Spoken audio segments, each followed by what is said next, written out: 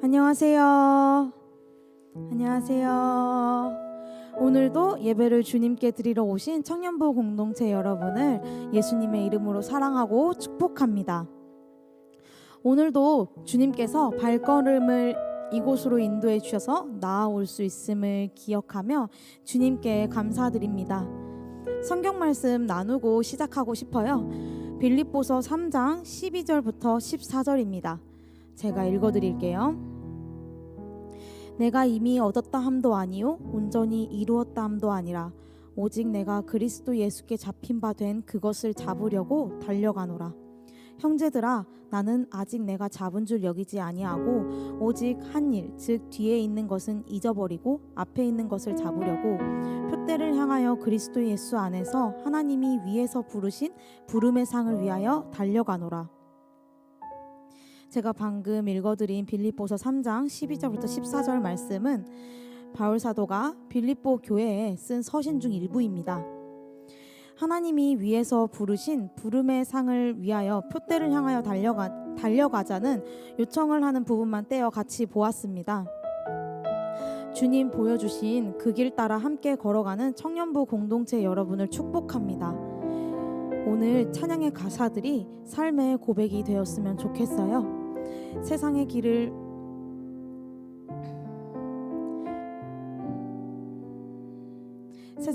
따르기보다 주님 보여주시는 그 길 따라 걸어가는 우리가 되었으면 좋겠습니다. 다 같이 일어나셔서 우리 찬양으로 고백합시다.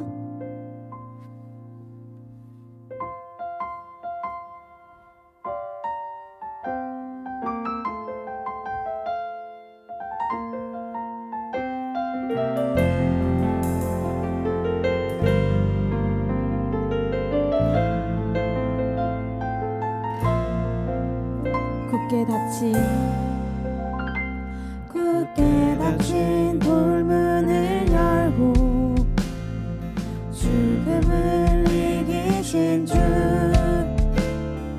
절망이 몰려올 때도 눈 들어 주를 보내. 의지 못할 생의 자금과 현실의 불안함 앞에 절망이 몰려올 때도 눈 들어 주를 보내. 굳게 닫힌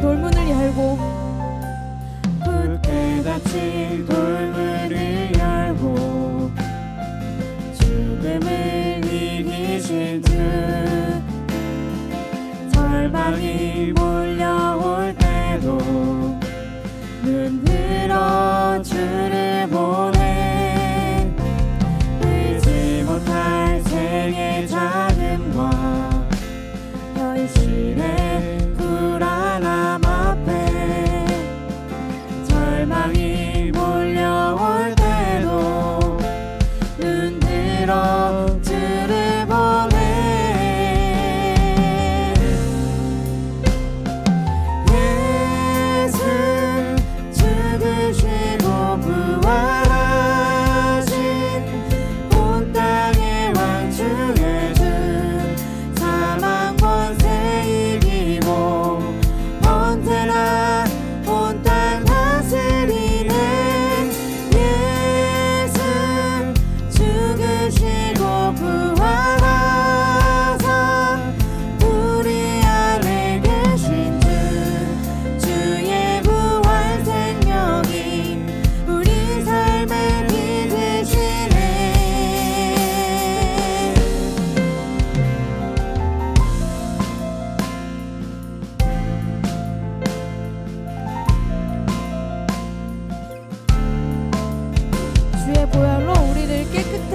주님을 찬양합니다.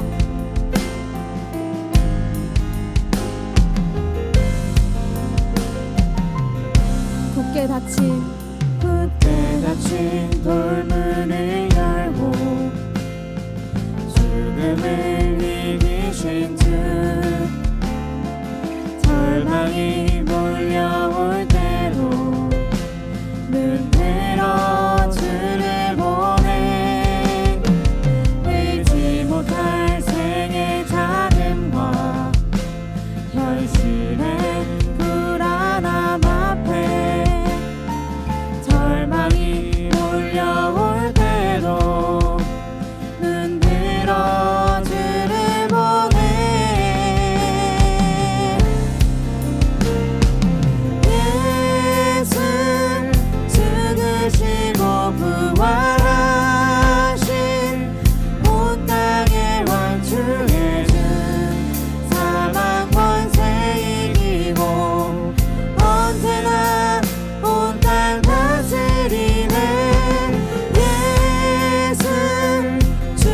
죽으시고 부활하사 우리 안에 계신 주의 부활 생명이 우리 삶을 빚으신 다시 한번 사용합시다. 예수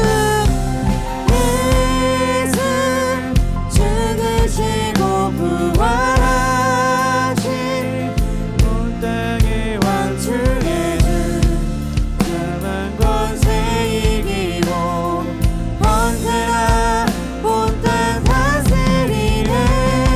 예수 죽으시고 부활하사 우리 안에 계신 주의 부활 생명이 우리 삶을 빚으시네.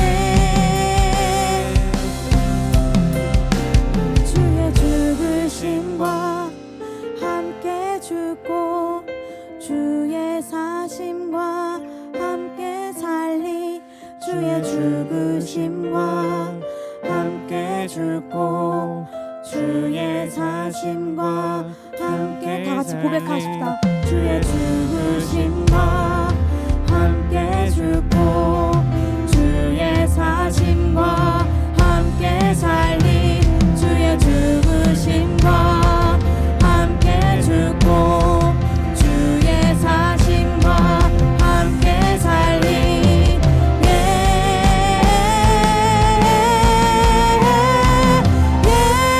예수 죽으시고 부활하신 온 땅의 왕 주의 주 사망 권세 이기고 언제나 온 땅 다스리네. 예수 죽으시고 부활하사 우리 안에 계신 주의 부활 생명이 우리 삶을 믿으시네. 예수 죽으시고 부활하신 온 땅의 왕 주의 주 사망 권세 이기고 언제나 온 땅 다스리네. 예수 죽으시고 부활하사 우리 안에 계신 주의 부활 생명이 우리 삶을 빚으시네.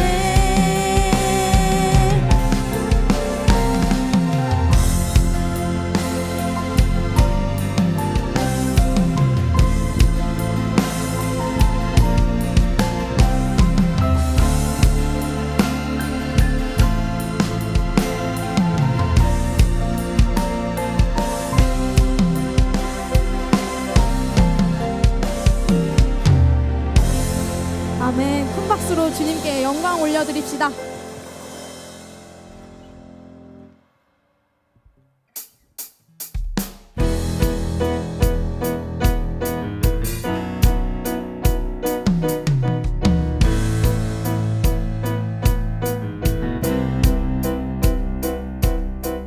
이 땅에 부르신 우리 그리스도의 흔적 우리에게 맡기신 싸움 믿음으로 사는 것 세상이 우리를 통해 주의 사랑을 보내 주님의 교회를 통해 하늘 나라를 보내. 이 땅에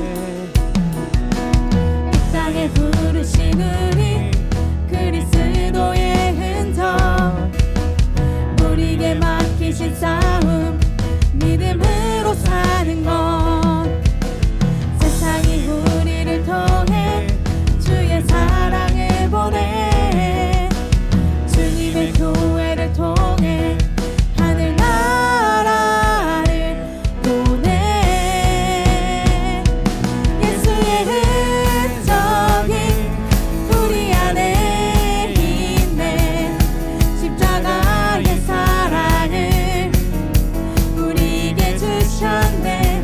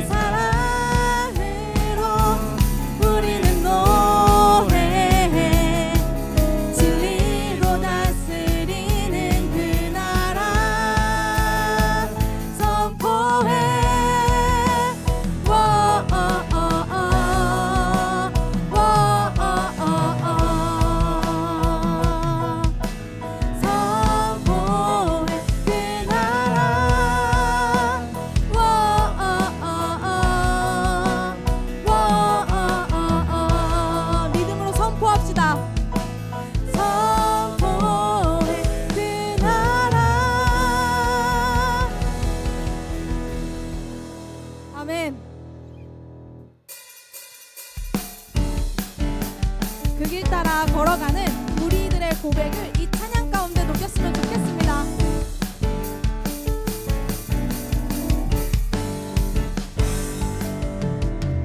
순간의 승리를 넘어 치열한 일상을 향해 부르신 그 길을 따라 어제의 눈물을 넘어 영원한 표대를 향해 세우실 그 길을 따라 이 연단 속에 심으신 계획 주날 만드시네 찬란한 그 영광의 길 매일매일 달려가리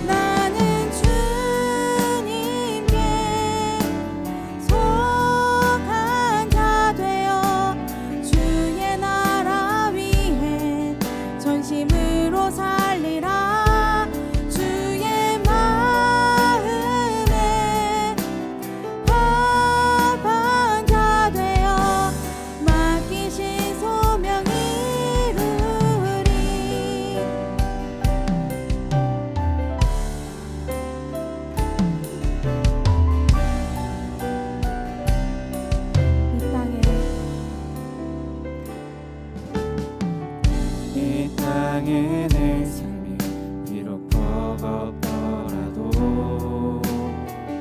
주님의 선하심 나 믿으며 가리. 이 작은 자통에 주가 이뤄 가시니 감사로 사는 삶 나 살기 원하네.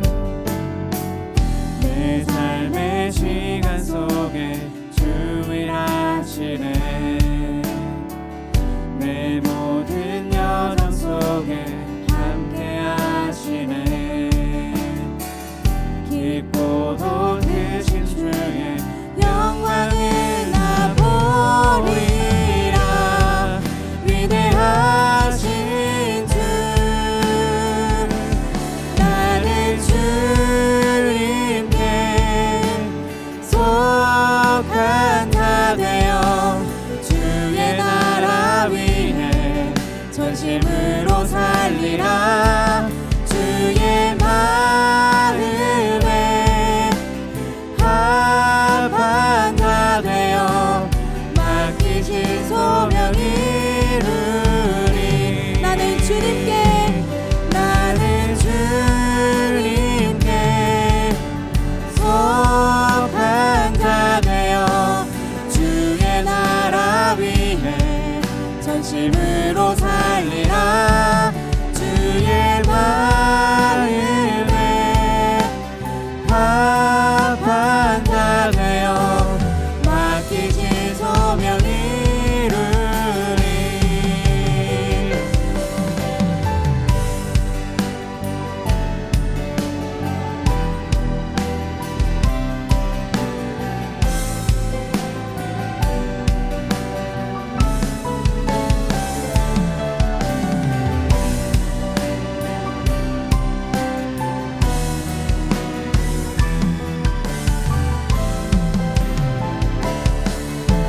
나는 주님께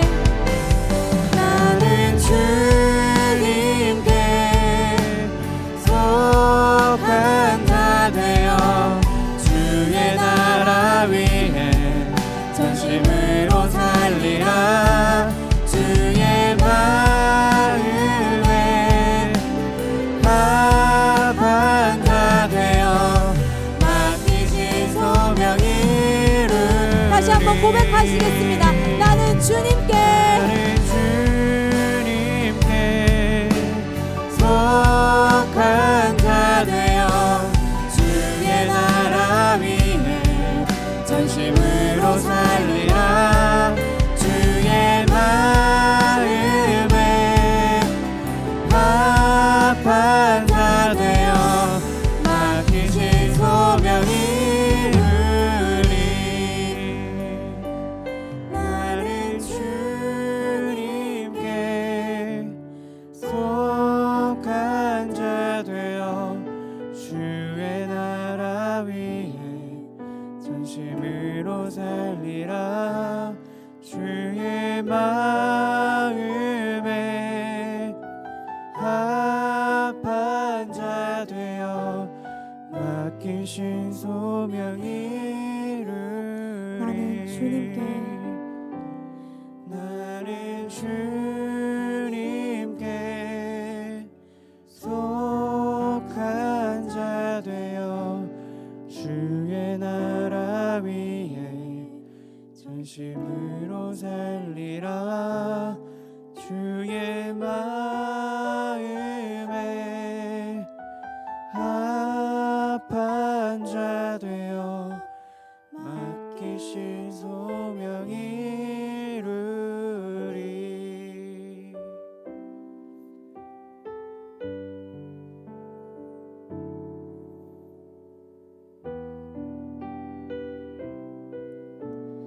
세상의 길을 따르기보다 주님 보여주시는 길을 따라 걸어가는 제가 되길 소망합니다.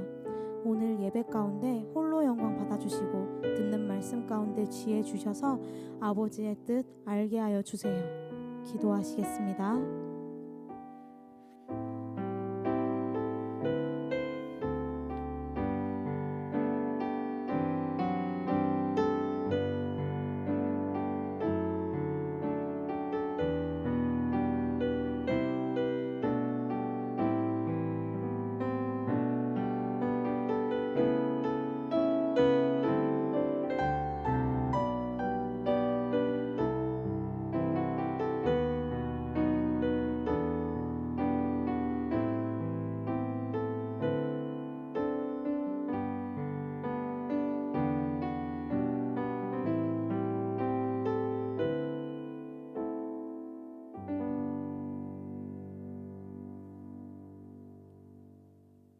사도신경으로 신앙 고백하시겠습니다. 전능하사 천지를 만드신 하나님 아버지를 내가 믿사오며 그 외아들 우리 주 예수 그리스도를 믿사오니 이는 성령으로 잉태하사 동정녀 마리아에게 나시고 본디오 빌라도에게 고난을 받으사 십자가에 못 박혀 죽으시고 장사한 지 사흘 만에 죽은 자 가운데서 다시 살아나시며 하늘에 오르사 전능하신 하나님 우편에 앉아 계시다가 저리로서 산자와 죽은 자를 심판하러 오시리라. 성령을 믿사오며 거룩한 공회와 성도가 서로 교통하는 것과 죄를 사하여 주시는 것과 몸이 다시 사는 것과 영원히 사는 것을 믿사옵나이다. 아멘. 2장 찬송으로 하나님께 영광 올려드립니다.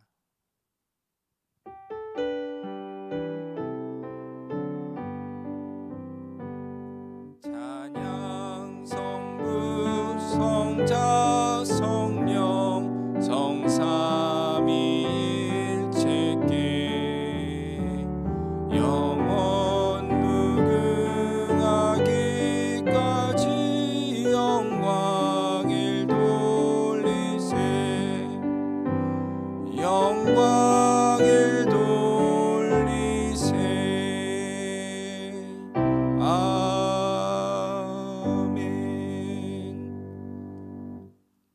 김채연 자매님 기도해 주시겠습니다.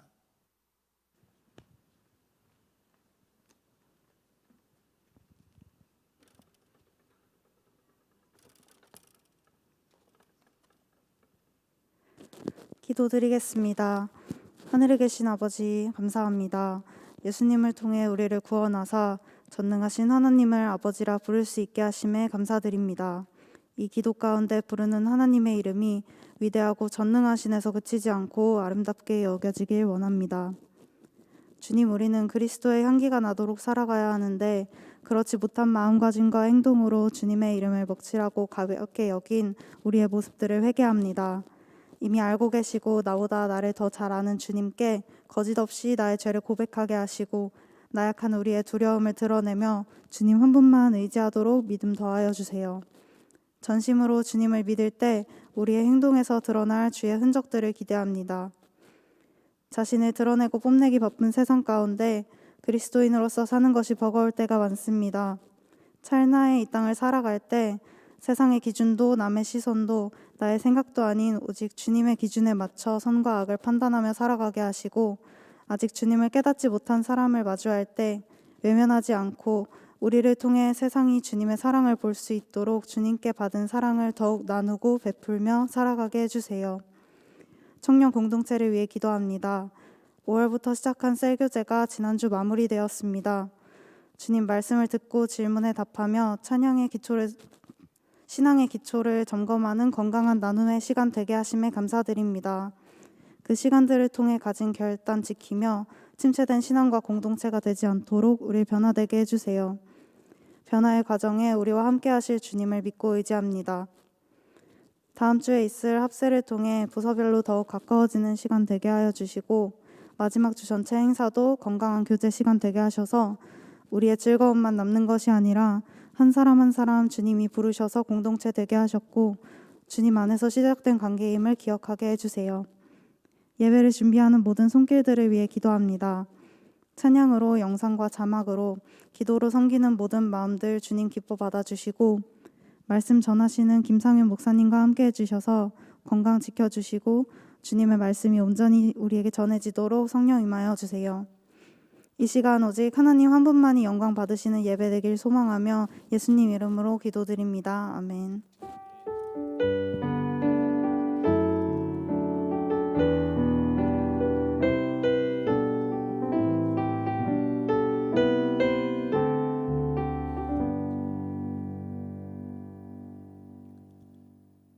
주시는 하나님 말씀은 마가복음 2장 13절로부터 17절까지의 말씀입니다. 우리 함께 자리에서 일어나셔서 5절의 말씀 함께 교독함으로 받으시고 마지막 절 함께 고백하도록 하겠습니다. 예수께서 다시 바닷가에 나가심에 큰 무리가 나왔거늘 예수께서 그들을 가르치시니라. 또 지나가시다가 알페오의 아들 레위가 세관에 앉아 있는 것을 보시고 그에게 이르시되 나를 따르라 하시니 일어나 따르니라. 그의 집에 앉아 잡수실 때에 많은 세리와 죄인들이 예수와 그의 제자들과 함께 앉았으니 이는 그러한 사람들이 많이 있어서 예수를 따름이러라. 바리새인의 서기관들이 예수께서 죄인 및 세리들과 함께 잡수시는 것을 보고 그의 제자들에게 이르되 어찌하여 세리 및 죄인들과 함께 먹는가. 함께 읽겠습니다. 예수께서 들으시고 그들에게 이르시되 건강한 자에게는 의사가 쓸데없고 병든 자에게라야 쓸데있느니라. 나는 의인을 부르러 온 것이 아니요 죄인을 부르러 왔노라 하시니라. 아멘. 이 말씀은 하나님께서 우리에게 주시는 말씀입니다. 자리에 앉으셔도 좋습니다. 아까 우리 최은자매님이 기도하신 것처럼 우리가 굉장히 오랜 시간 동안 교회 다니면서 그것도 몰라라는 그런 책을 가지고 우리 신앙의 어떤 기본적인 것들을 함께 18주 동안 점검해 보고요. 동일한 주제로 또 우리가 시리즈 설교를 통해서 정말로 신앙의 하나하나 중요한 부분들을 우리가 점검한 그런 시간이 있었습니다. 다시 한번 하나님께 그것에 감사드리고요. 또 우리 모든 동행해 주신 형제 자매님들께 감사한 마음을 다시 한번 전합니다. 이제 하반기로 가고 있고요. 날씨가 점점 싸늘해져 가고 있는데 하나님께서 기도하는 가운데 이제 감동을 주셔서 마가복음의 말씀을 전체는 아니고요. 몇 장면만 우리가 함께 또 나누는 짧은 좀 미니 시리즈 설교를 함께 나누려고 합니다. On the Way라는 영어 제목으로서 시리즈 설교 시리즈를 이제 기획을 했는데요. 이 시리즈 설교 On the Way라는 그 말이 우리말로 하면은 길에서, 길 위에서라는 말이 되겠죠. 왜냐하면은 엔테호도라는 헬라어로 마가복음에 6번이 반복되는 특이한 표현이 있습니다. 바로 엔테호도, 길에서, 길에서, 길에서. 계속 길에서 이런 일들이 있었고 이런 말씀을 하셨다라고 마가복음은 이야기를 하고 있어요. 그래서 길에서 도대체 예수님께서 어떤 말씀을 제자들에게 하시고 또 함께 하시면서 어떤 본을 보여주셨는지 우리가 이 짧은 미니 시리즈 설교를 통해서 알아가려고 합니다. 이런 질문으로 한번 오늘 말씀 시작해 보겠습니다. 여러분 이제 대한민국에 산다는 그 이유만으로 꼬박꼬박 나라에다가 내야 되는 돈이 있죠. 그걸 뭐라고 합니까? 예, 세금이라고 하죠. 맞습니다. 이 세상에는 세금을 싫어하는 두 종류의 사람이 있다고 합니다. 어떤 사람인지 아세요? 남자와 여자. 그러니까 극단적으로 세금 좋아하는 사람이 없다라는 그런 농담인 것 같은데 아직 일정한 직업이 없어서 세금을 낸다라는 건 이제 부가세 10% 그것이 전부일 수 있는 아직 그런 형제자매들 같은 경우에는 세금이라는 단어에 대해서 그렇게까지 불쾌감을 가지거나 무게감을 느끼지는 않으실 것 같습니다만 심지어는 또 좋아하시는 분들도 간혹 있습니다. 돈을 많이 내시는 분들이 세금을 많이 내면은 그게 이제 내 삶의 공공 어떤 복지나 아니면은 사회복지로 돌아올 수 있다라고 생각을 하면 좋아하는 사람들까지도 있을 수는 있습니다. 하지만 직업을 가지고 하다못해 아르바이트를 하게 돼서 이제 그 명세서를 받아보는 순간 인식이 정반대로 바뀌게 되죠. 국가가 사회가 나에게 별로 해준 건 없는 것 같은데 내 피 같은 그 봉급에서 적게는 6%, 15%, 24% 심지어 정말 열심히 일해가지고서 연수입이 막대하게 올해는 돈을 벌겠구나 생각했던데 45%까지도 대한민국은 세금을 떼어갑니다. 그것을 경험하는 순간 야 나라가 정말 칼만 안 들었지 강도나 다를 바 없구나 그런 불편한 마음을 가지시는 분들도 있을 수 있습니다. 은행 이자가 생기면 이자 소득세 내야 되죠. 주식값이 오르면 배당 소득세, 개인 사업 시작하면 사업 소득세, 나이 들어 연금 받으면 연금 소득세, 퇴직금을 받아도 퇴직 소득세, 부동산 거래하면 양도 소득세. 저 같은 이제 종교인들도 얼마 전부터 이제 종교세를 내게 됐고요. 그리고 내년부터는 이제 금융투자 소득세라는 세금이 새로 만들어져서 또 떼어갈 예정이라고 합니다. 이건 겨우 이제 소득세에 국한된 것이죠. 그 밖에도 법인세, 상속세, 증여세, 종합부동산세, 부가가치세, 인지세, 교육세, 과세, 레저세, 담배 소비세, 뭐 자동차세 등등등등등등등등. 예, 대한민국만 해도 이제 국세가 14가지, 지방세가 11가지, 세금의 종류가 25가지가 굵직굵직하게 있습니다. 그야말로 나라는 우리의 호주머니가 혹시 무거워서 힘들까봐 끊임없이 무겁지 않도록 도와주는 것 같습니다. 그 말에 공감하시는 몇 분이 좀 있는 것 같군요. 그런데 세금은 필요하죠. 국민의 4대 의무 중에 하나가 뭡니까? 납세 의무입니다. 세금을 내는 것입니다. 우리가 세금을 내는 것으로 우리 공동체는, 이 나라는 운영이 됩니다.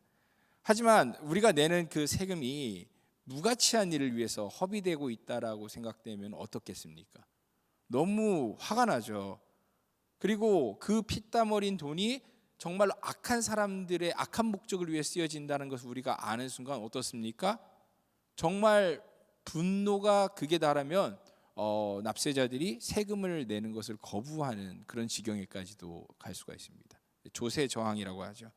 역사적으로 그런 상황이 생겨가지고 프랑스 대혁명이라든지 미국 독립전쟁이라든지 역사의 굵직한 사건들이 그 세금 문제 때문에 일어나기도 했습니다. 이 세금이란 단어가 예나 지금이나 굉장히 예민한 단어인 것 같습니다. 예수님 당시에 그 1세기경 유대 땅도 세금 때문에 많은 사람들이 고통을 받고 허덕이는 상황이었던 것 같습니다.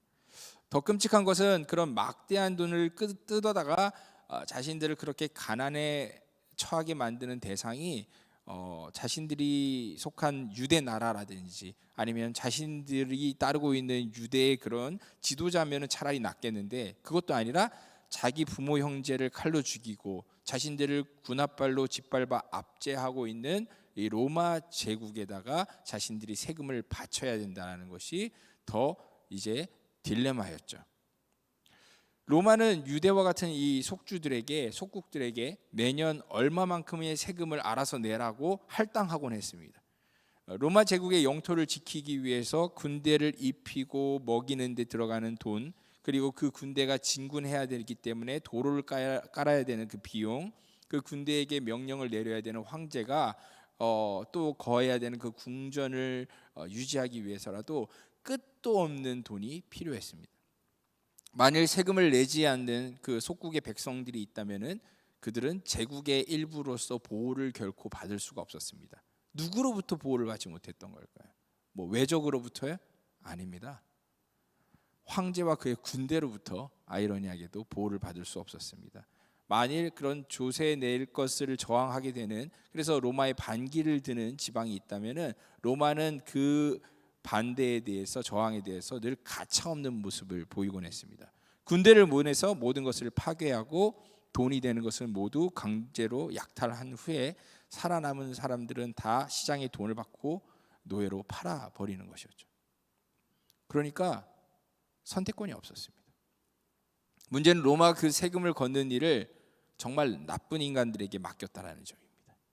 당시 유대 땅은 죽은 헤롯의 아들들에 의해서 분할되고 통치되고 있었는데, 베들레헴에서 태어난 2살 아래의 남자 아기들을 다 죽이라 그런 명령을 내렸던 아버지를 닮아서 그 아들들도 악하기 그지없는 인물들이었습니다.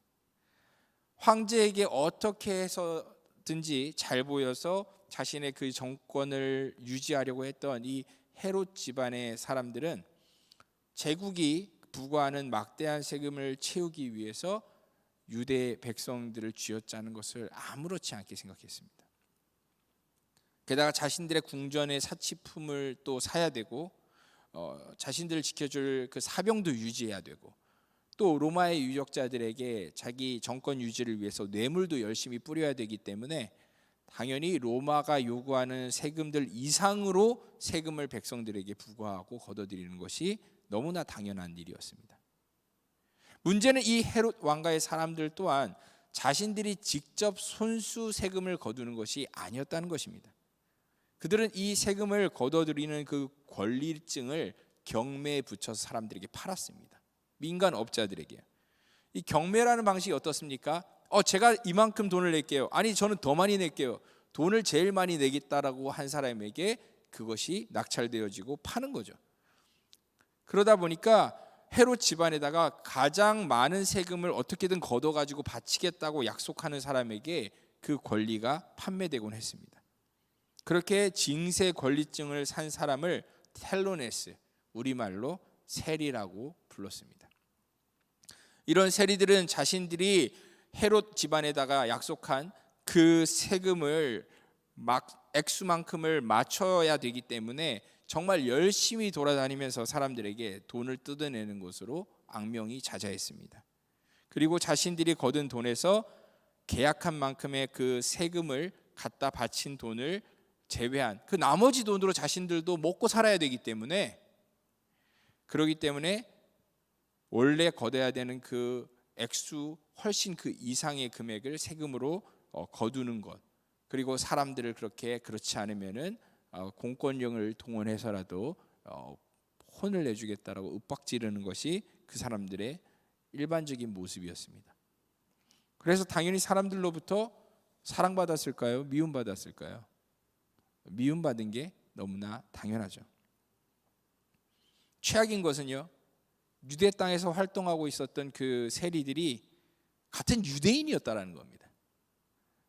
안 그래도 이 로마 황제와 헤롯 집안에 그 악인들의 얼굴이 딱 하고 새겨져 있는 그 주화, 유대인들의 입장에서는 그건 정말 우상 숭배거든요.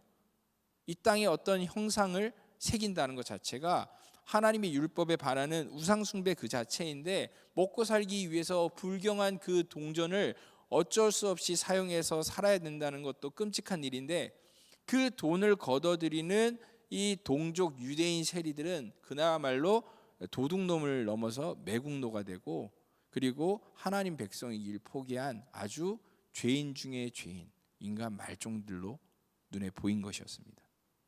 그러다 보니까 몸을 파는 창기들이나 동물의 죽은 사체를 늘 만져야 되는 그런 가죽업자들이나, 그리고 짐승을 치워야 되기 때문에 안식일을 어기고 여기저기 돌아다녀야 되는 그런 목자들과 함께 이 세리라는 직업 또한 걸어다니는 죄인들이라고 그렇게 불리고 취급되곤 했습니다.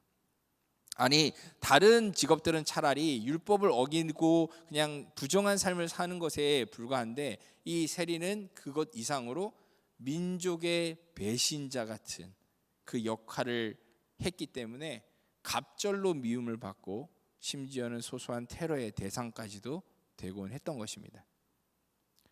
갈릴리 바다의 그 항구면서요, 그 헤롯 안디바와 빌립이 다스리는 두 땅을 연결하는 그 도로의 가운데쯤 위치한 국경 마을이 하나 있었습니다.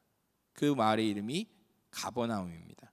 이 가버나움은 갈릴리 호수 북쪽 기슭을 따라 나 있는 그 길가에 위치하고 있었는데, 바로 그 길가에 또 여러 가지로 배를 통해서 아니면은 짐승을 통해서 옮기는 상품들의 세금을 따박따박 매기는 세관이 존재하고 있었습니다.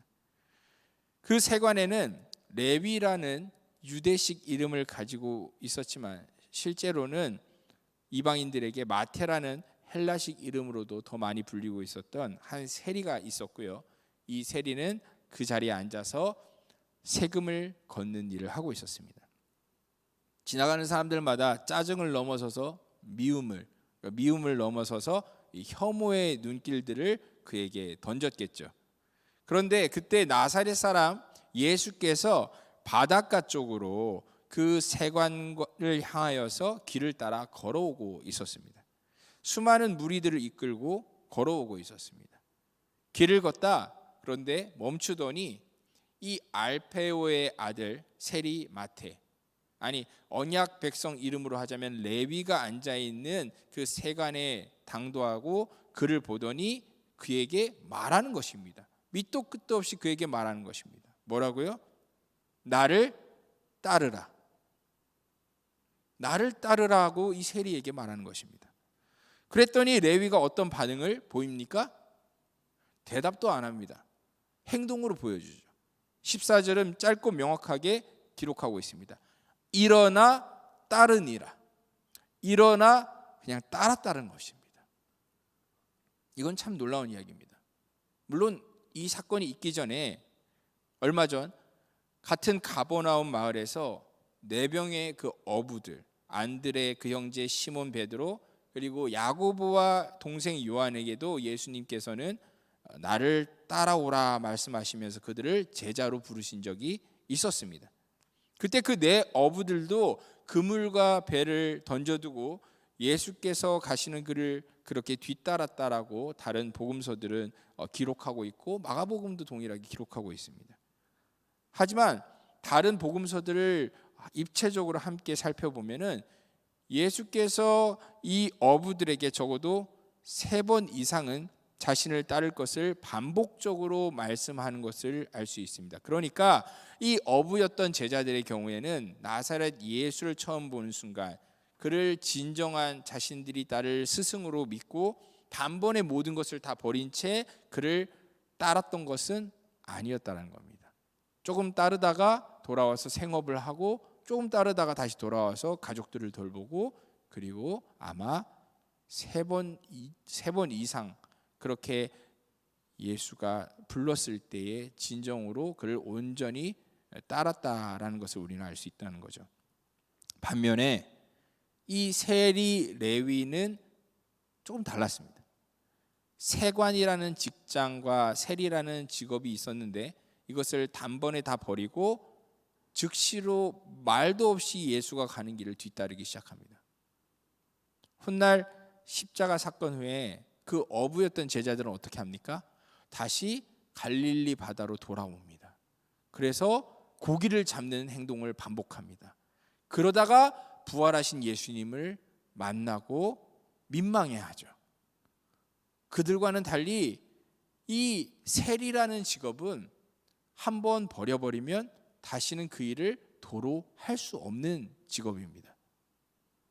그것을 우리가 생각할 때에 레위라는 인물이 즉시로 세간을 뒤로 하고 예수를 따랐다는 것은 우리로 하여금 조금 그가 다른 제자들보다 다른 모습을 보였다라는 것을 생각해 보게 하는 것이죠. 그뿐만이 아니었습니다. 레위는 자기 집에 예수를 그리고 그와 동행했던 많은 이들을 초청했습니다. 그 장면을 15절은 이렇게 묘사하죠. 그의 집에 앉아 잡수실 때 많은 세리와 죄인들이 예수와 그의 제자들과 함께 앉았으니 이는 그러한 사람들이 많이 있어서 예수를 따름이러라. 이 한 절의 문장은 흥미로운 표현들 투성이입니다. 첫 번째로 예수께서 레위의 집에 들어가서 같이 앉아 식사를 했다라는 점입니다. 여기서 앉았다라는 이 표현으로 쓰인 헬라어 동사는 일반적인 우리가 이렇게 예배당에 앉아 있는 이 모습을 표현하고 있는 그런 단어가 아닌 아주 특별하게 앉은 경우를 묘사하는 단어입니다.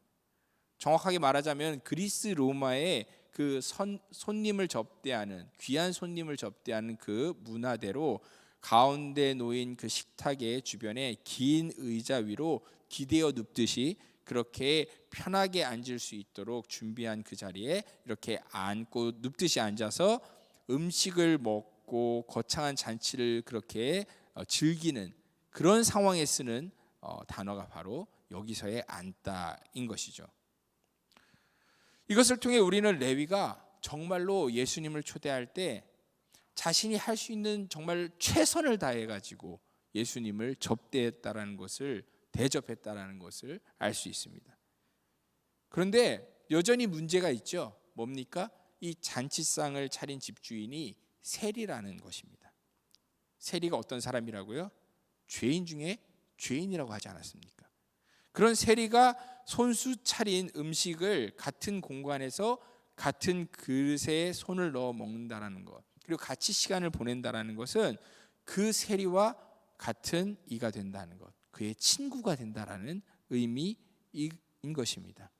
똑같은 동료가 된다라는 것은 그의 부정한 삶이 내 삶을 오염시켜서 같이 나 또한 오염된 자가 된다라는 뜻이죠. 그렇기 때문에 세리가 혹 성전에 올라갈 일이 있다 할지라도 세리는 항상 다른 사람들과 자기 자신을 구별해서 떨어뜨려서 기도하곤 했습니다. 왜요? 자신이 다른 사람들에게 옥자락이라도 스쳐서 다른 사람들을 부정하게 만들면 안 되니까. 그게 유대의 관습이었습니다. 그런데 예수라고 하는 이 젊은 랍비는 분명 그런 상황들을, 상식을 다 인지하고 있을 텐데도 불구하고 세리 레위의 집에 가서 그와 같이 앉아서 거창한 아주 즐거운, 아주 성대한 잔치를 즐겼다라는 겁니다. 음식을 그렇게 같이 먹었다라는 겁니다. 이건 그때 당시 상식에 있을 수 없는 광경이었습니다. 둘째로 우리 이목을 사로잡는 단어는 제자라는 단어입니다. 마가는 그의 복음서 전체에서 바로 이 세리 마태를 부르는 이 장면에서 이 마데테스, 즉 제자라는 단어를 처음으로 사용하고 있습니다. 이 헬라어 마데테스라는 단어는 배우다라는 뜻에서 나온 명사입니다. 동서양을 막론하고 제자는 스승을 따르는 사람이죠. 따르는 정도가 아니라 말 한마디 한마디, 행동 하나하나까지 스승을 똑같이 따라하려는 것이 그때 당시 옛 사람들이 생각하는 제자의 모습이었습니다. 그렇기 때문에 어떤 스승의 제자가 된다는 것은 그 스승과 정말 똑같은 모습이 되려고, 똑같은 사람이 되려고 노력하는 것을 의미하죠. 그런데 제자들이 자기 스승인 나사렛 예수와 함께 지금 어디에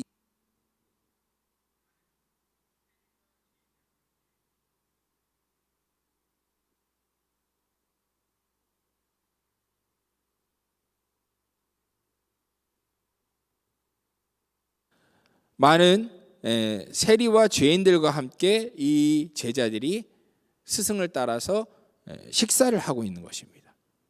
지금까지도 중동의 그 문화 가운데 누군가 같이 식사를 한다라는 것은 친구가 되고 그와 가족이 된다라는 것을 의미합니다. 우리도 식구라는 단어가 뭡니까? 함께 먹을 식, 입구, 같이 먹는다라는 뜻 아닙니까?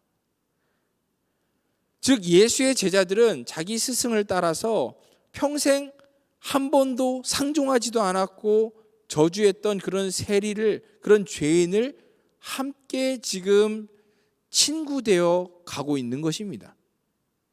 그러니까 예수는 지금 제자들에게 죄인들의 친구가 되는 삶을 살아야 된다는 것을 몸소 보여주고 있고 그것을 가르쳐주고 있는 것이죠.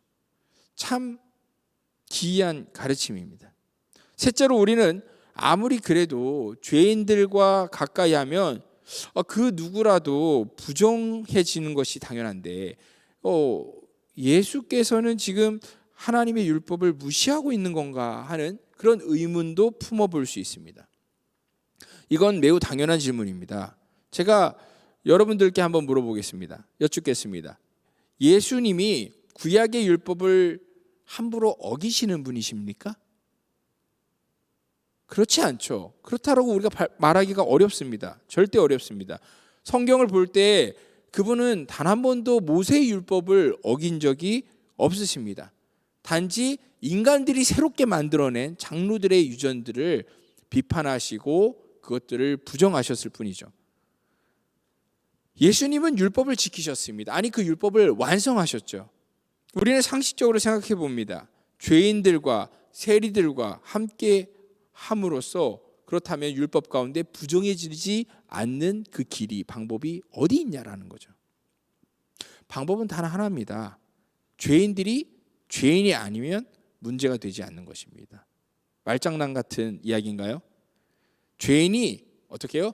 더 이상 죄인이 아니게 되면은 아무 상관이, 아무 문제가 되지 않는다는 말입니다. 하지만 우리 생각에는 이 세리와 죄인들이, 특히 이 세리 마태가, 레위가 예수님을 자기 집에 초청하기 전에 그가 잠깐만 기다려주세요, 제가 예루살렘 성전에 다녀오겠습니다, 여행을 떠나가지고 그곳에서 자기 죄를 하나님께 회개하고 속죄 제물을 드리고 그렇게 정결함의 의식을 치르고 왔습니까? 그건 아니지 않습니까? 이 죄인이 무슨 특별히 회개를 위한 기도하는 어떤 행동을 한 것도 전혀 보이지 않습니다. 그저 나를 따르라고 말씀하신 그분의 음성을 듣고 그저 그분을 즉시 뒤따랐을 뿐입니다.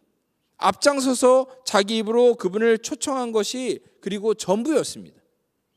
그런데 이 레위는 죄인으로서 아직 아무런 회개를 우리 눈에는 한 것 같이 않아 보이는데 어떻게 갑자기 그가 깨끗한 사람이 되어서 예수 그리스도를 더럽히지 않는 정결한 사람이 되어서 그와 식사를 하고 있느냐라는 것입니다. 어떻게 해서 그럴 수 있었을까요?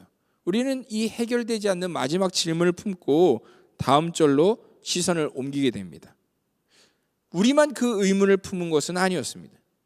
가버나움에 살고 있었던 바리새인들이 있었는데 그들은 모세 율법을 다 지키는 것으로도 모자라서 자신들의 스승이 또 추가적으로 만들어낸 수많은 전통들을 지키면서 나름대로 열심히 하나님을 섬기는 이들이었습니다. 그들 중에서도 성경을 필사하고 성경을 해석하는 그런 서기관들의 눈에는 예수의 행동이 도저히 이해될 수 없는 것이었습니다. 그가 정말 하나님의 사람이 맞기는 한 것인지 심각하게 의심을 해보는 지경이 된 것입니다. 그래서 16절은 당시 상황을 이렇게 기록하죠. 바리새인들의 서기관들이 예수께서 죄인 및 세리들과 함께 잡수시는 것을 보고 그의 제자들에게 이르되 어찌하여 세리 및 죄인들과 함께 먹는가? 오히려 이게 너무나 상식적인 반응일 수 있습니다. 율법에 의거해서 부정한 이 사람, 거기다가 로마 제국과 악한 이 헤롯 집안을 위해서 세금을 걷고 있는 이 레위라고 하는 이 세리의 집에서의 잔치를 보면서 그 누구라도 불편감을 가지는 것이 너무 당연한 것이죠. 하나님의 뜻을 가르친다는 예수라는 이 젊은 납비가 사람들에게 어떤 잘못된 영향을 끼칠까 봐 오히려 걱정이 되고 불편한 것이 당연할지 모릅니다. 그런데 그런 바리새인들의 말에 예수께서 뭐라고 17절에 반응하십니까? 우리 17절 말씀 한번 띄워주시면은 같이 한번 읽어봤으면 좋겠습니다. 오늘 본문 17절 말씀 같이 읽겠습니다. 예수께서 들으시고 그들에게 이르시되 건강한 자에게는 의사가 쓸데없고 병든 자에게라야 쓸데있느니라. 나는 의인을 부르러 온 것이 아니요 죄인을 부르러 왔노라 하시니라. 아멘.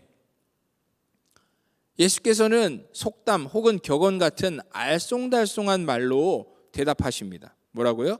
첫 번째로는 건강한 사람에게는 의사가 필요하지 않으나 병든 사람에게 필요하다는 것입니다. 항상 한번 생각해 보십시오. 상상해 보십시오. 어떤 환자가 중한 병에 걸렸는데 수술을 해야 되는 상황인 겁니다. 그래서 환자를 살리려고 의사가 그 환자의 몸을 보니까 그 몸을 째고 피를 흘리고 그렇게 수술을 하는 것 외에는 방법이 없다라는 거죠. 그래서 수술을 하게 되면 어떻게 됩니까? 그 환자가 살아났다 할지라도 의사의 손은 피로 얼룩지고 더러워지는 거죠.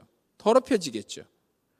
그렇다면 세리와 죄인들을 구원하기 위해서 그들의 손을 잡아주신 예수님의 그 손은 어떻게 된 걸까요? 더럽혀진 걸까요? 상식적으로 우리가 이 비유를 생각할 때 사람이 죽고 사는 상황 가운데 의사의 손이 더럽혀졌느냐 깨끗하냐가 중요한 것입니까? 그게 아니죠. 이럴 경우에는 그 죽어가던 생명이 살아났냐 살아나지 못했느냐 이것이 선과 악의 이야기 기준이 돼야 되는 것입니다. 계속 이야기해 보겠습니다. 그 다음 하신 말씀입니다. 자기 자신은 의인을 부르러 온 것이 아니라 죄인을 부르러 왔다고 이야기하시는데 그 말은 어떻습니까?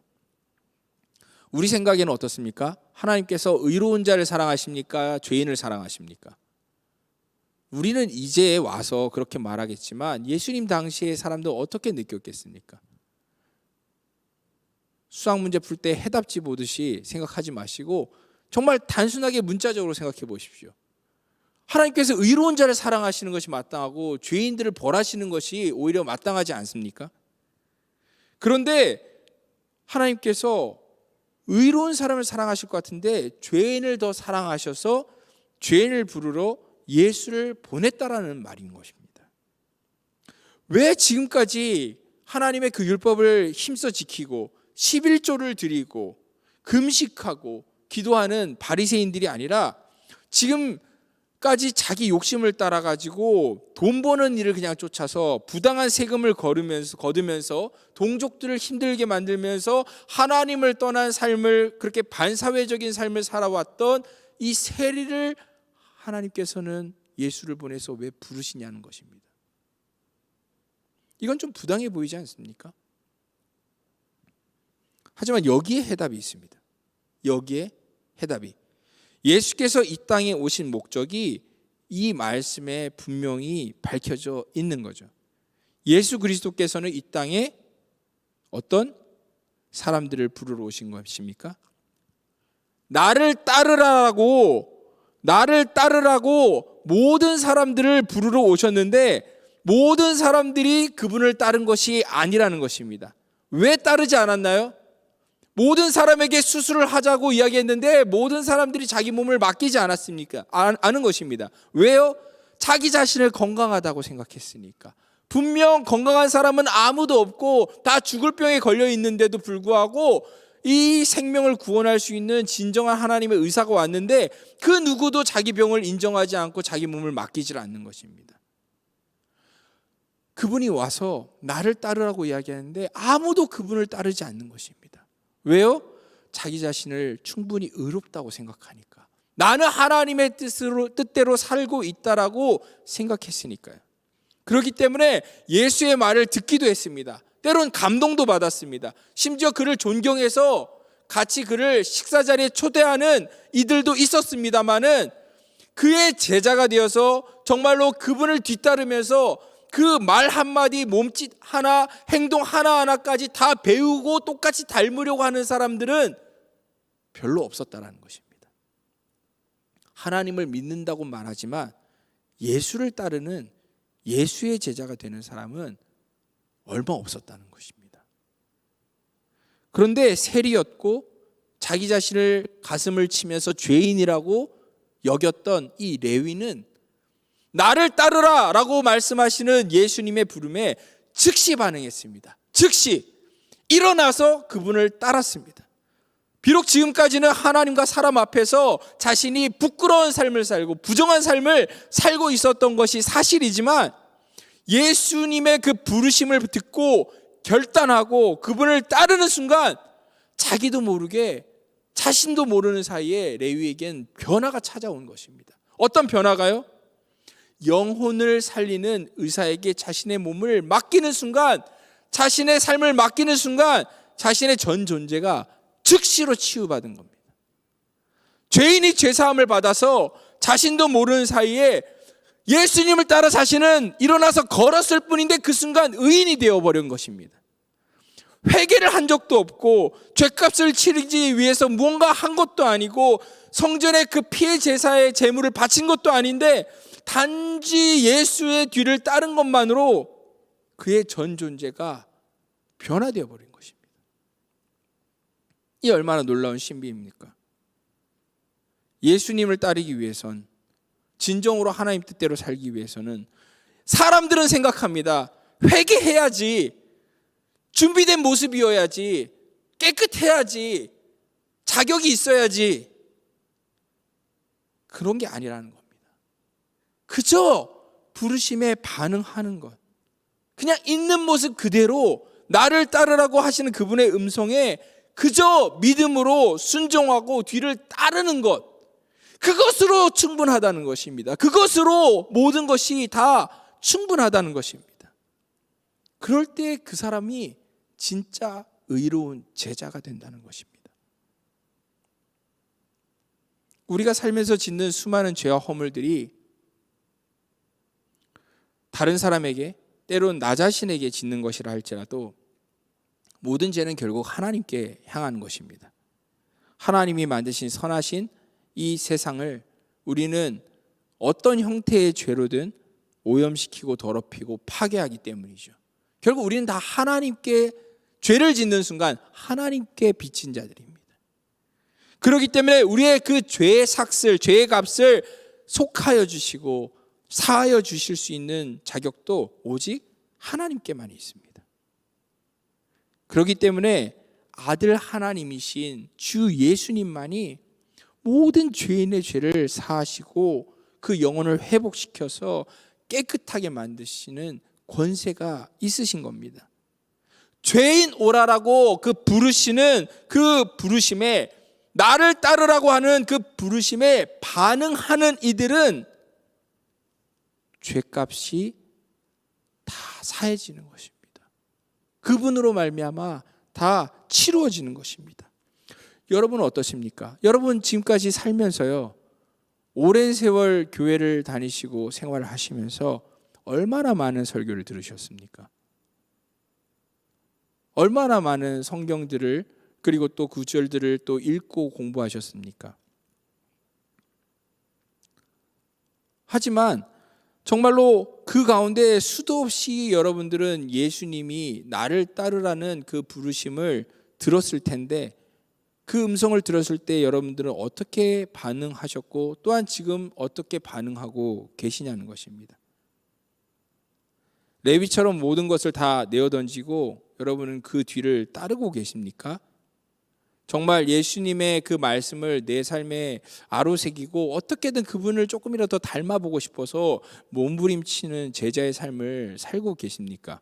아니면 나 어릴 때부터 하나님 믿어, 교회 다녀, 예수님 당연히 나도 섬겨, 그렇게 말하면서 종교생활, 그렇게 매주 반복되어지는 예배생활 하기는 하지만 실제 6일간의 삶 가운데서는 다시 내가 살고 있었던 옛적 모습으로 반복해서 계속 돌아가기를 반복하는 그런 삶의 모습을 여기까지 살아오고 있지는 않았냐라는 겁니다. 기억해 보십시오. 바리새인들이 예수님을 만났는데 그때 그들이 하나님을 몰랐습니까? 아닙니다. 하나님을 그들보다 더 정확하게 아는 사람이 그때 그 땅 위에 누가 있었습니까? 하나님을 믿지 않았어요? 아닙니다. 하나님 믿었으니까 율법을 다 지켰죠. 하지만 그들은 구원받지 못했습니다. 왜요? 나를 따르라고 하는 예수님의 그 부르심에 응하지 않았기 때문입니다. 그리고 예수님을 따라서 그 세관에 따라왔던 사람들이 얼마나 많습니까? 그 무리가 얼마나 많았다라고 마가복음은 기록하고 있습니다. 하지만 그들이 다 제자가 되었습니까? 아닙니다. 그들이 다 제자가 되지 않았습니다. 왜요? 잠시 예수님의 그 뒤를 따라서 걸어봤을 뿐 그들은 금세 자기 집으로, 자기의 삶으로 다 돌아가 버렸거든요. 끝까지 예수님을 따라서 십자가의 자리까지 그들은 쫓지 않았습니다. 그들은 제자가 되지 못했습니다. 저는 여러분들께 묻고 싶습니다. 여러분들은 하나님을 믿으신다, 그렇게 고백하기 때문에 지금 이렇게 예배의 자리에 앉아 계신다고 저는 믿습니다. 그런데 예배 자리에 앉아 있다고 다 제자는 아닙니다. 하나님을 믿는다고 말한다고 다 예수님을 따르고 있는 건 아니라는 거예요. 여러분은 제자이십니까? 한번 자기 자신에게 물어보십시오. 나는 정말 제자인가? 올 한 해 동안에 제가, 어떤 분들은 제 어떤 메시지에 대해서 이런저런 피드백을 주셨는데 저도 알고 있습니다. 그런데 어떡하겠습니까? 너무나 기본적인 것들, 너무나 당연한 것들, 너무나 뻔한 것들, 기승전 예수 그리스도, 제가 계속 그 메시지를 여러분들에게 전하는 것은요, 여러분들이 이 메시지를 전하는 김상윤 목사를 마음에 들든 들지 않든, 아니면 우리의 교회의 이런 그런 신앙생활의 환경을 여러분들이 즐거워하든 즐거워하지 않든 그것과 상관없이 여러분들이 반드시 꼭 그거 하나만큼은 아셔야 되고 확인하셔야 되기 때문인 거죠. 정말 복음을 여러분들이 믿으시고 복음을 믿는다면은 머리로만 인지하는 것이 아니라 정말 제자의 삶을 여러분들이 살고 계시느냐가, 저는 그것이 너무 걱정이 되는 겁니다. 사랑하는 여러분, 우리의 삶이요, 세리 레위의 삶과 같이 지난 모습들이 얼룩져 있고 그렇게 엉망진창일 수도 있습니다. 부끄러운 모습일 수 있습니다. 그렇기 때문에 나는 예수님 따르기에는 정말로 너무 부족해. 아직 나는 준비가 부족해. 나는 아직 더 회개해야 돼. 그런 생각하실 수 있습니다. 하지만 우리 중에 준비가 갖추어져서 다 자격이 갖추어져서 예수님을 진짜 따를 수 있는 사람은 단 한 사람도 없습니다. 그럴 수 있는 사람은 한 사람도 없습니다. 제자됨의 그 준비가 사람의 노력에 달려 있고 의롭고 정결한 모습이 우리의 행위에 달려 있다면 우리는 바리새인들보다도 준비될 수 있는 사람, 자격을 갖출 수 있는 사람은 아무도 없습니다. 우리는 하지만 다 세리, 마태와 같은 그런 죄인들이죠. 우리는 다 부족하고 우리 중에 자기 힘으로 주님께 나아갈 수 있는 사람은 아무도 없는데 우리는 주님께 나아갈 수 있습니다. 왜요? 주님께서 나를 따르라고 불러주시니까요. 내가 먼저 정말 감히 나갈 수 있는 자격이 없다라고 생각되고 그건 나도 알고 하나님도 알고 모두가 아는데 주님께서 나를 따르라고 나를 불러주시니까 그 말씀 때문에 우리는 용기를 내서 믿음을 가지고 그분을 제자의 삶으로 따라갈 수 있는 것입니다. 따라갈 수 있는 것입니다. 지금도 주님께서 여러분들에게 말씀하십니다. 나를 따르라. 더 이상 망설이지 말고 나를 따르라. 나를 따르기만 하면 된다.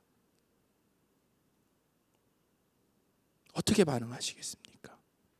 예배가 끝나고 여러분들 이 자리에서 일어나실 때 여러분들은 어떤 걸음을 걸어가시겠습니까? 앞으로 몇 주간의 마가복음 말씀 시리즈를 통해서 예수의 제자의 삶이 무엇인지, 제자됨이 무엇인지를 우리는 조금 더 알아가려고 합니다. 그런 가운데 여러분들 모두가 정말 예수님의 제자들 다 되시기를 저는 주님의 이름으로 축원합니다. 우리 함께 이 시간 찬양하기를 원하는데요. 찬송가 324장에 우리의 고백이 되었으면 좋겠습니다. 그래서 우리의 그 모든 찬양의 그 고백들이 정말 제자의 예수님의 그 부르심을 따라서 쫓아가는 그 제자의 고백들이 다 되어졌으면 좋겠습니다. 우리 같이 함께 고백하겠습니다.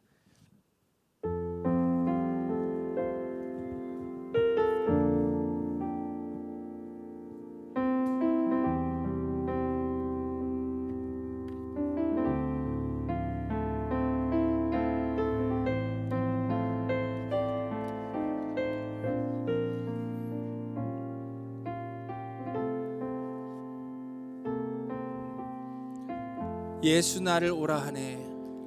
예수 나를 오라 하네. 예수 나를 오라 하네. 예수 나를 오라 하네. 어디든지 주를 따라 어디든지 주를 따라 주와 같이 가려네. 겟세마네 동산까지 겟세마네 동산까지 주와 함께 가려 하네. 피땀 흘린 동산까지 피땀 흘린 동산까지 주와 함께 가려네. 주의 인도하심 따라 주의 인도하심 따라 주의 인도하심 따라 어디든지 주를 따라 어디든지 주를 따라 주와 같이 가려네. 심판하실 자리까지 심판하실 자리까지 주와 함께 자리까지 심판하실 자리까지 주와 함께 가려네. 주의 인도하심 따라 주의 인도하심 따라 주의 인도하심 따라 주의 인도하심 따라 어디든지 주를 따라 어디든지 주를 따라 주와 같이 가려네. 주가 크신 은혜 내려 주가 크신 은혜 내려 나를 항상 돌보시고 나를 항상 돌보시고 크신 영광 보여주며 크신 영광 보여주며 나와 함께 가려네. 주의 인도하심 따라 주의 인도하심 따라 주의 인도하심 따라 주의 인도하심 따라 어디든지 주를 따라 주와 같이 가려네. 주의 인도하심 따라 주의 인도하심 따라 주의 인도하심 따라 주의 인도하심 따라 어디든지 주를 따라 어디든지 주를 따라 주와 같이 가려네. 이 고백이 진짜 우리의 고백이었으면 좋겠습니다. 예수님 사랑하고 예수님 정말 믿는다면 우리 행함으로 예수님 따라가는 겁니다. 그게 제자의 삶입니다.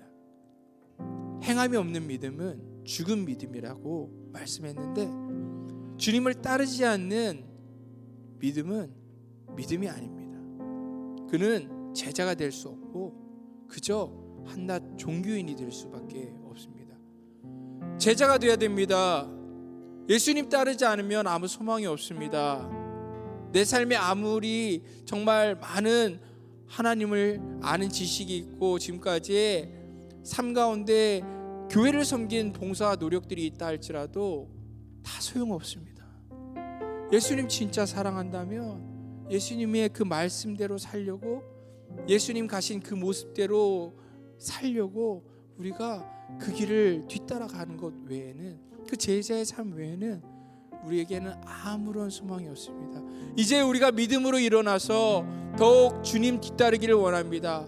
우리의 삶은 레위처럼 세리 레위처럼 마태처럼 그렇게 부끄러움들이 뒷날에 지금까지 걸음들에 가득하지만 이제부터라도 이 자리에서 일어나서 즉시로 예수님을 따르고 그분의 뒤를 쫓기를 원합니다. 우리가 자격이 있어서가 준비가 돼서가 아니라 우리가 주님을 따르면 그 즉시로 이 영적인 환자를 건강하게 만드시고 그리고 이 죄인을 의롭게 하실 이가 우리 주님이시라는 것을 우리는 믿기 때문입니다. 이 시간 우리 주님께 함께 기도했으면 좋겠습니다. 주님, 나를 따르라 말씀하시니 제가 따르기를 원하나이다. 주님, 그 주님 가신 그 길, 주님 그 뒷모습 따라서 우리가 계속 걷기를 원하는데 주님 믿음 주시옵소서. 우리가 더욱더 믿음을 가지고 우리의 형편과 상황과 무엇보다 우리 안에 이 연약함을 보지 아니하고 그저 주님만 보고 그 길 따라가게 하여 주시옵소서라고 이 시간 함께 기도하겠습니다. 주여,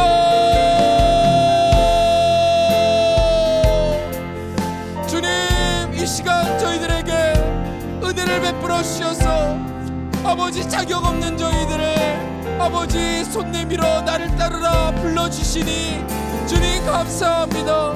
수많은 이들에게 주님 불러주셨지만 그들이 따르지 아니하였습니다. 주님을 뒤따르지 아니하였고 자신들이 충분히 하나님을 믿고 하나님을 섬기고 있다고 생각하였고 자신들의 삶을 이런저런 이유로 인하여서 예수님을 따를 수 없다라고 말하였습니다.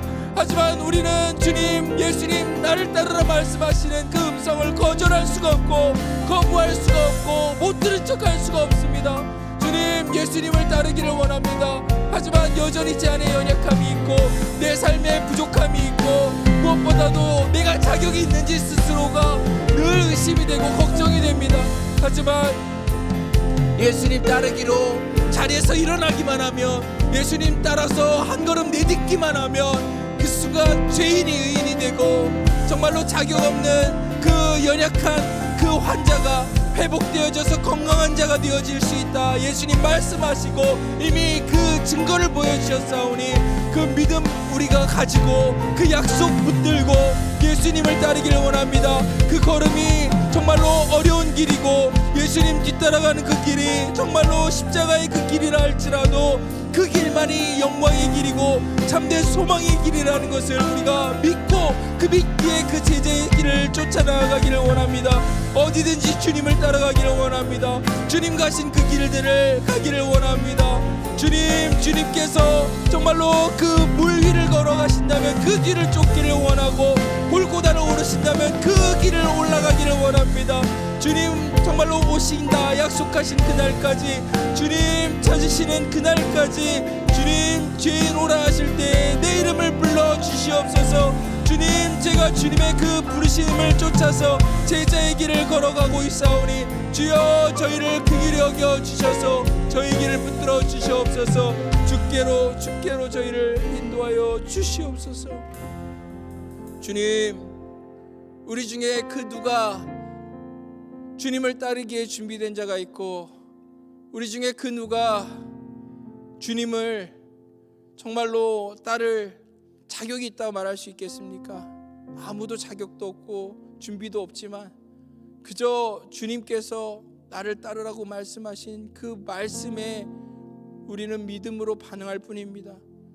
수많은 믿음의 사람들이 정말로 무리 가운데 모든 무리는 잠시 예수님의 음성을 듣고 그 기적을 보고 돌아섰지만 그 소수의 사람들은 예수님의 뒤를 쫓았습니다. 망설임도 있었고 방황도 있었고 갈등도 있었고 실수도 있었지만 그래도 비틀거릴지언정 예수님 뒤를 쫓는 그 길을 포기하지 않았습니다. 그럴 때 그들이 제자가 되었고 참으로 주님의 그 형상을 닮은 작은 예수가 되어서 이 세상 가운데 예수 그리스도의 그 복음을 삶으로 증거했습니다. 하나님, 저희도 그런 제자의 삶 살기를 원합니다. 예수님을 닮은 삶을 감히 살아보기를 원합니다. 왜냐하면 그 길만이 유일한 소망이고 생명의 길이기 때문입니다. 주님, 그 길을 따르기를 원하는 모든 형제 자매들에게 은혜를 베풀어 주시옵소서. 저희를 주님 붙들어 주셔서 주님 끝까지 주님을 따라갈 수 있도록 주님 저희들의 발걸음을 붙들어 주시옵소서. 이 시간 주님께 나올 때 주님을 사랑하는 마음으로 두렙돈과 같이 드린 예물이 있습니다. 10의 1조를 아브라함과 같은 믿음으로 드린 믿음이 있습니다. 하나님 앞에 감사의 모든 제목들을 다윗과 같은 마음으로 담아 올린 예물들도 있습니다.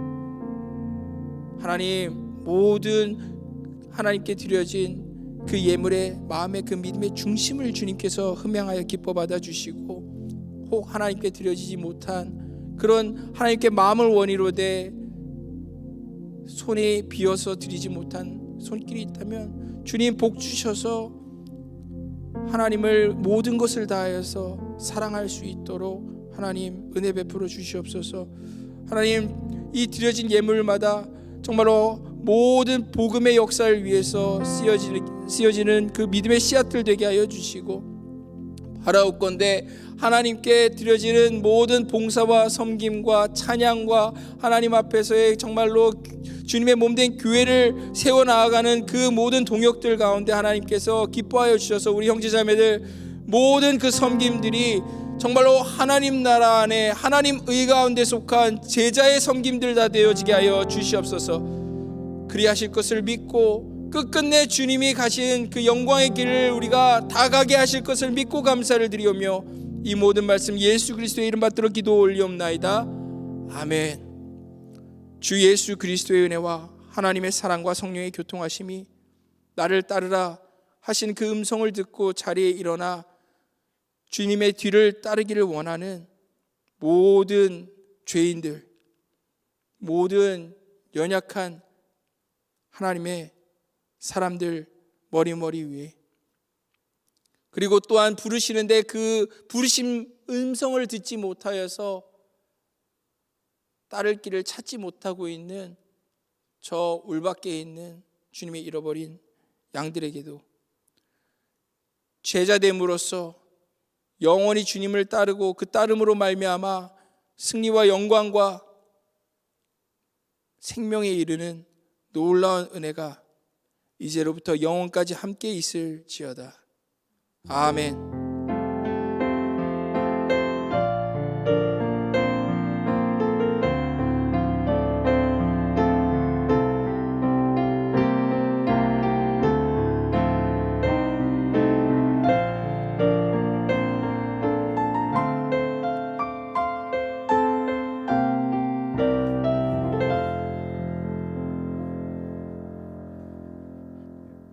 광고 시간입니다. 3부 예배는 청년 예배 형식으로 드리지만 누구나 참여가 가능한 예배요니 모두 기쁜 마음으로 예배에 참석해 주시기 바랍니다. 본 예배는 예배 시간에는 헌금 수집 시간이 따로 마련되어 있지 않습니다. 들어오실 때 뒤에 있는 헌금함에 넣어주시면 저희가 감사함으로 하나님께 봉헌하도록 하겠습니다. 바로 광고 전달해 드리도록 하겠습니다. 청년부 소식인데요. 10월 일정에 대해서 안내해 드리도록 하겠습니다. 다음 주일에는 예배 이후 셀 모임이 1부끼리, 2부끼리 합셀로 진행을 합니다. 셀 모임 이후에도 단합하는 시간이 따로 1, 2부 나누어서 있을 예정이니 참고해 주시기 바랍니다. 두 번째로 청년부 단체 행사로 10월 마지막 주일인 30일에 루프탑 파티를 진행하려고 합니다. 저희가 단독으로 공간을 대여해서 함께 식사도 하고 교제하는 시간을 보내려고 합니다. 식사는 바베큐를 해서 먹을 거고 다른 활동도 계획 중에 있습니다. 이를 위해서 참가자 신청을 온라인으로 받겠습니다. 원활한 준비를 위한 사전 신청이니까 참석 가능하신 분들께서는 반드시 그 주보에 있는 QR코드를 통해서 신청을 해 주시기 바랍니다. 이상이고요. 모두 자리에서 일어나셔서 마지막 찬양으로 예배 마치도록 하겠습니다.